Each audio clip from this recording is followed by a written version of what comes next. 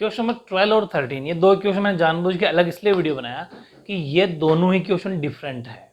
मतलब इसके अंदर आप पढ़ने वाले हो होलो सिलेंडर, मतलब खोखला बेलन। इतनी देर अपन क्या पढ़ रहे थे, वो था ओनली सिलेंडर, ठीक है। इसमें एक होलो सिलेंडर भी होता है। होलो का मतलब जो आर पार से खुला हो, ऊपर से मुंह भी खुला हो, ठीक है, और नीचे से बेस यानी पेंदा भी खुला हो, बिल्कुल होलो सिलेंडर उसे कहते हैं। उस होलो सिलेंडर में आपको ज़्यादा दिमाग लगाने की बिल्कुल भी ज़रूरत नहीं है। एग्जाम के अंदर आपको जब भी खोखला बेलन या फिर होलो सिलेंडर वर्ड दिख जाए, आपको सिर्फ दो फॉर्मूले बस याद करने हैं। जैसे देखो, और इनके भी मैं आपको एक ऐसी हिंट देता हूँ, जो फॉर्मूले थोड़े मुश्किल ज़रूर है, लेकिन जब हिंट दूंगा तो ये बहुत ज़्यादा ईजी हो जाएंगे।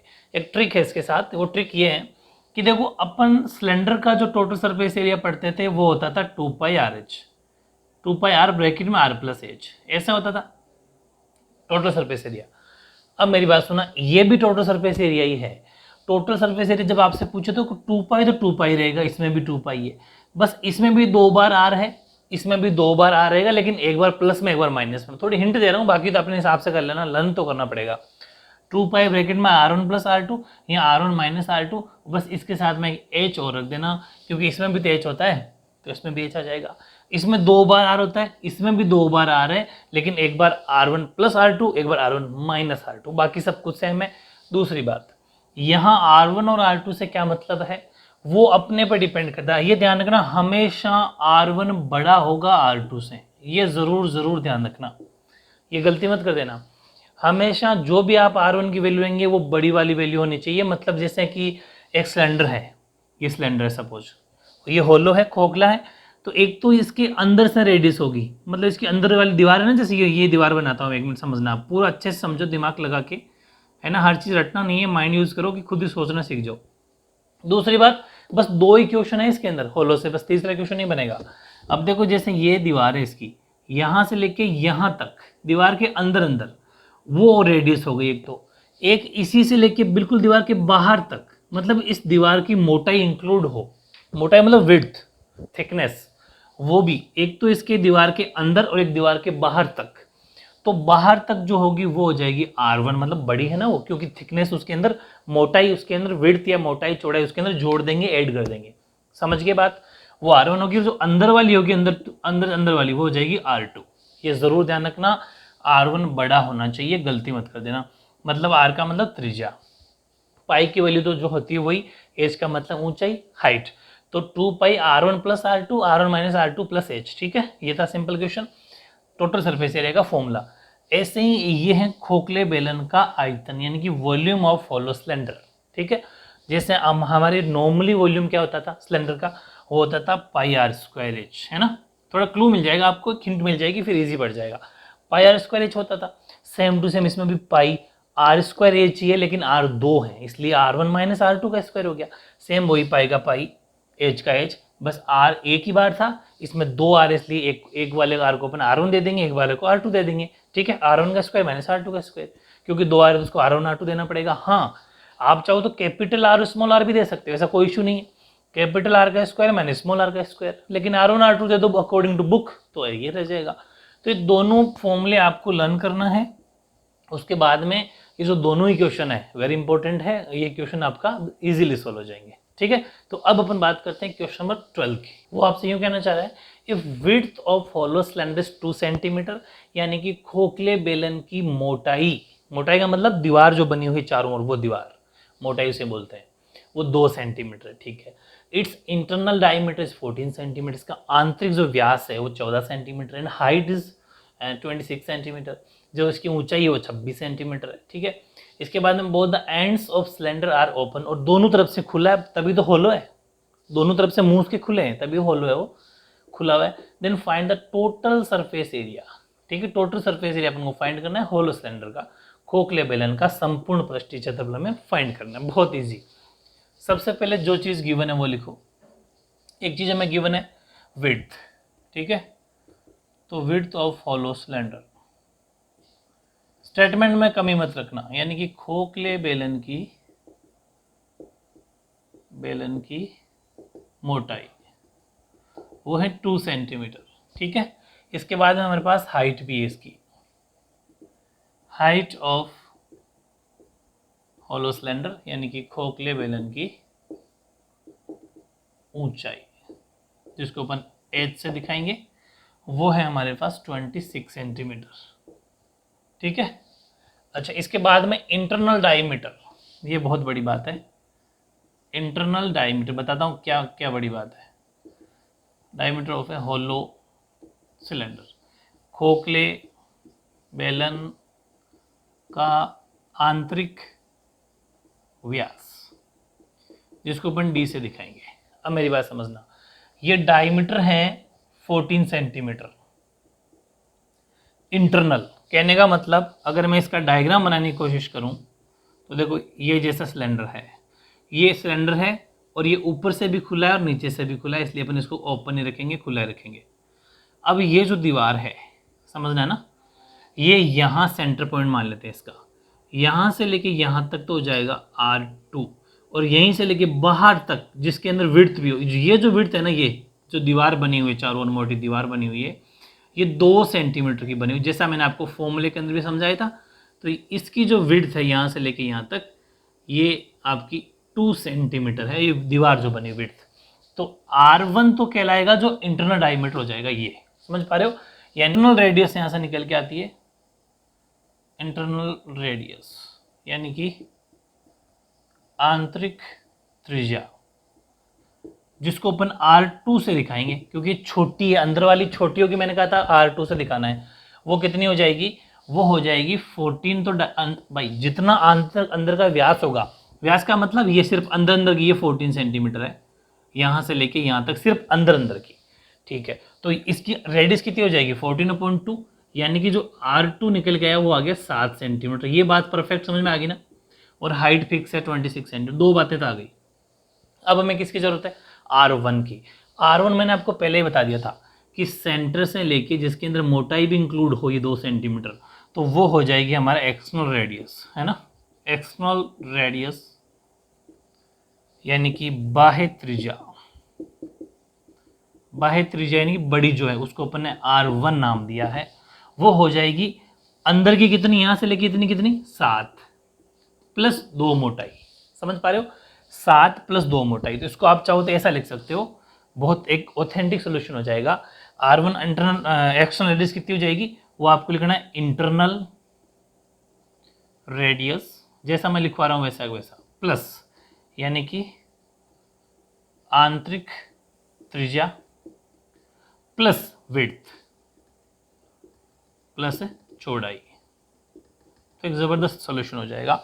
इसका मतलब इंटरनल रेडियस है 7 प्लस एक्सटर्नल चौड़ाई है, मतलब जो बाहर वाली वो 2, R1 का R1, तो R1 बराबर आ गया 9 सेंटीमीटर। 7 और 2 9 सेंटीमीटर। ठीक है, यहाँ से लेके यहाँ बाहर तक तीनों चीज़ें हमारे को जो चाहिए थी वो आ गई। अब हम क्या निकाल देंगे, इसका टोटल सरफेस एरिया।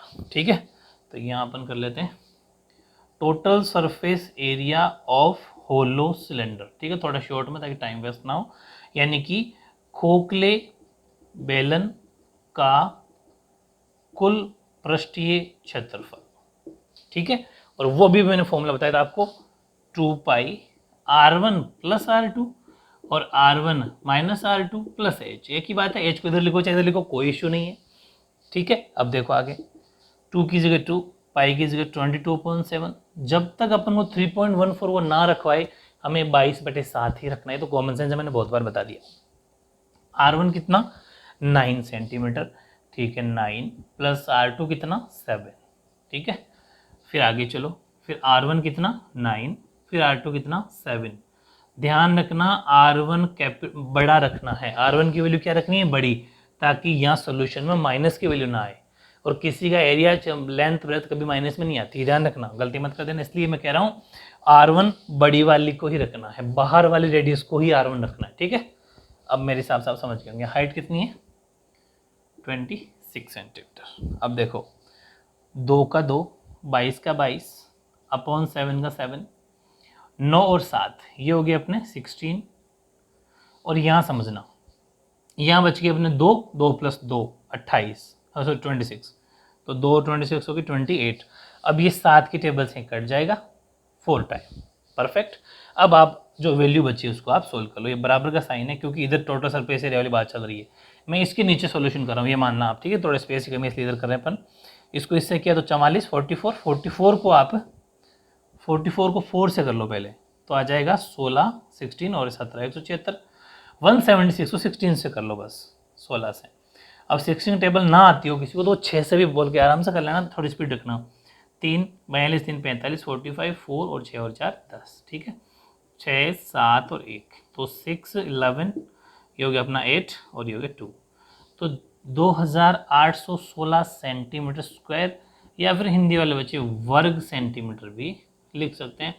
ये आपका आंसर हो जाएगा। बहुत ही सिंपल सा सॉल्यूशन है, लेकिन अब समझ गए होंगे आप, मैंने जो बताया था फॉर्मूला लर्न करने का तरीका मैंने बता दिया। तो ये वेरी इंपॉर्टेंट क्वेश्चन, आपका क्वेश्चन नंबर 12 कंप्लीट। ऐसे ही क्वेश्चन नंबर 13 देखो आपका, if both ends of a hollow cylinder are open, यानी कि एक बेलन है वो दोनों सिरों से खुला है, ओपन है।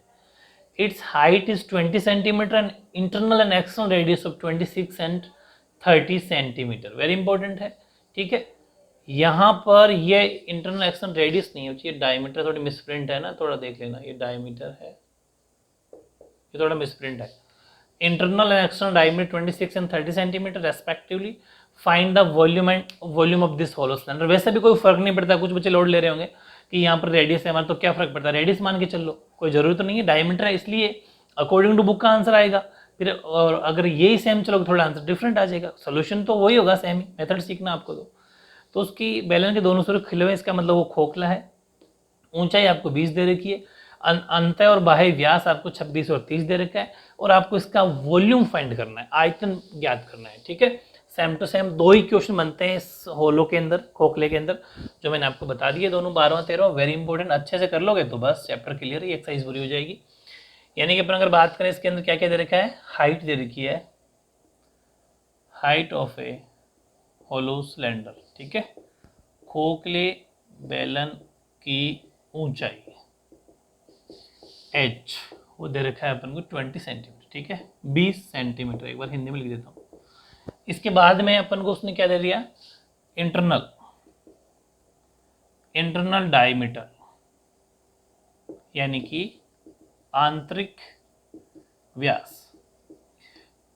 एक बात बताओ, इंटरनल डायमीटर तो इससे निकलेगी, वो क्या होगी, वो होगी इंटरनल रेडियस, इंटरनल रेडियस यानी कि आंतरिक त्रिज्या। और आंतरिक का मतलब, इंटरनल का मतलब छोटे वाली, उसको अपन दिखाएंगे R2 से। तो वो हमें कितनी दे रखी है, इंटरनल डायमीटर दे रखा है 26 और एक्सटर्नल 30, तो ये 26 है अगर, तो R2 कितना हो जाएगा 26/2, यानी कि R2 की वैल्यू हो गई 13 सेंटीमीटर, ठीक है, ओके। और एच कितना हो गया 20 सेंटीमीटर। दो बातें आ गई। ऐसे ही में दे रखा है एक्सटर्नल डायमीटर कितना दे रखा है, यानी कि बाह्य व्यास हमें दे रखा है 30 सेंटीमीटर। तो इससे क्या निकल के आएगी रेडियस जो होगी, वो कौन सी रेडियस होगी, एक्सटर्नल रेडियस, ठीक है, यानी कि बाह्य त्रिज्या होगी जो भी आएगी। तो बाह्य त्रिज्या जिसको अपन R1 से दिखाएंगे, बार बार कह रहा हूं, बड़ी वाली को R1, छोटे वाले को R2। अब गलती आप नहीं करोगे ना, गुड।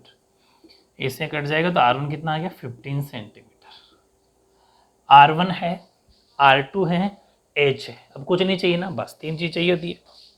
तो volume of a hollow cylinder, ठीक है, यानी कि खोखले बेलन का आयतन, खोखले बेलन का आयतन, और उसका फॉर्मूला वही सेम πr² H ही, लेकिन R 2 बार है, यानी कि R1 का स्क्वायर माइनस R2 का स्क्वायर और H, πr² H, बस सिंपल, लेकिन 2 बार है। ये मैं आपको एक क्या याद कराने की हिंट दे रहा हूँ, जिससे आपको इजीली लर्न हो जाए। इक्वल्स टू, ये लाइन नहीं लिख रहे हैं अपन, ये तो आप समझ गए होंगे, अपन आगे वाला सोल्व कर रहे हैं। पाई की वैल्यू 22.7, 22/7। R1 कितना, R1 है अपना 15 सेंटीमीटर, तो 15 का स्क्वायर माइनस R2 कितना 13 का स्क्वायर, ठीक है, इंटू H कितना 20 सेंटीमीटर। आप ये मीडियम ब्रैकेट लगा सकते हो, वैसे कोई इसमें इशू नहीं होता। 22.7 और मीडियम ब्रैकेट अगर लगाना चाहते हो लगा लो। 15 का स्क्वायर 225 होता है, खैर अब तो खुल ही जाएगा ब्रैकेट, 225 होता है 2 to 5, और 13 का 169, ये तो खैर आपको लानी होगी और h मल्टीप्लाई में तो इंटू 20 है, फिर ओनली 20, बात एक ही है। फिर 22.7, ठीक है, माइनस कर दो। 15 है यहाँ पर, 5 में से 9 गए तो 15 में से 9 गए तो 6, यहाँ बच गए। 11 में 6 गए तो 5, 56 तो यहाँ बच गए, ठीक है, 56 यहाँ बच गए और उधर है 20, तो ब्रैकेट भले हटाए दो क्योंकि ब्रैकेट का मतलब मल्टीप्लाई होता है, एक ही बात है। ये अपना वैल्यू बच, इससे आप सोल्व कर लो। 7 8 जा 56 यानी 7 8 56, इसको आप मल्टीप्लाई कर लो, पहले इसको कर लो, तो वो आ जाएंगे आपका 160। और 160 को 22 से करना इजी पड़ेगा, 16 दूना 32, फिर 3 हाथ से लगी, फिर 16 दूजा 32 और 3 35 और एक लगा दो 0। तो थोड़ा क्या है कि ऐसे थोड़ा फास्ट करना ट्रिक के साथ, ताकि थोड़ा टाइम बच जाएगा। तो 3520 सेंटीमीटर क्या आएगा बताओ, क्यूब या स्क्वायर? क्यूब, वेरी गुड, यानी कि क्यूब आएगा, घन सेंटीमीटर आएगा, क्योंकि ये वॉल्यूम है और आयतन हमेशा सेंटीमीटर क्यूब लेता है, बड़ी बात है ये ना, यानी कि घन सेंटीमीटर। तो इस तरीके से ओवरऑल जो 16.2 थी वाज कंप्लीट होती है। ओके।